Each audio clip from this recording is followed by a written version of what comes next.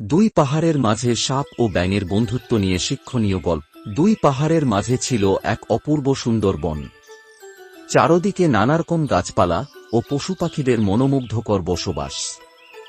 বনের মাঝখানে ছিল একটি ছোট্ট নদী। নদীটি বনের প্রাণীদের জন্য আশীর্বাদ ছিল, কারণ সবাই সেখান থেকে জল পান করত এবং তৃষ্ণা মেটাত। সেই বনে বাস করত দুই বন্ধু, ব্যাঙ ও সাপ।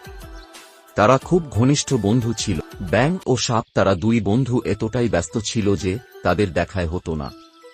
হঠাৎ অনেকদিন পর বনের মাঝখানে ব্যাঙ ও সাপ তাদের দেখা হয়। সাপটি বলল, আরে বন্ধু, তুমি কেমন আছো? তোমার সাথে তো আমার দেখাই হয় না। তুমি দিন দিন আমাকে ভুলে যাচ্ছ, তাই না? ব্যাঙটি বলল, এই তো বন্ধু, আমি ভালো আছি। তো তোমাকে একটা কথা বলবো বলে বলা হচ্ছে না। বন্ধু, তুমি দেখতে অনেক সুন্দর।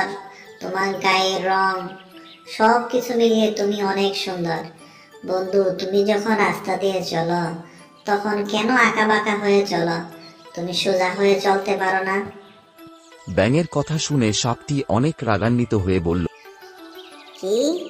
তোর এত বড় সাহস কি করে হলো তুই আমার চলাফেরা নিয়ে কথা বলিস? এই বলে সাপটি ব্যাঙটিকে ধরে ফেলল।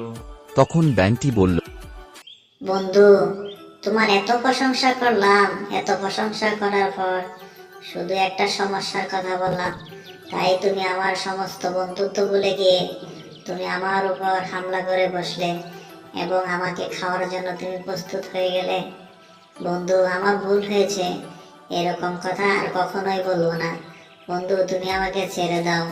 তুমিও থাকো, আমিও থাকি। তোমার এইরকম সমস্যার কথা আর কখনোই আমি বলবো না। আমার ভুল হয়েছে বন্ধু, ক্ষমা করে দাও। কিন্তু সাপটি কোনোভাবেই ছাড়ল। কিন্তু সাপটি ব্যাঙের কথা শুনল না।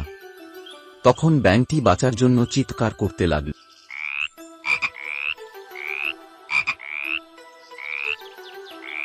সেই বনের রাস্তা দিয়ে হেঁটে যাচ্ছিল এক রাখাল।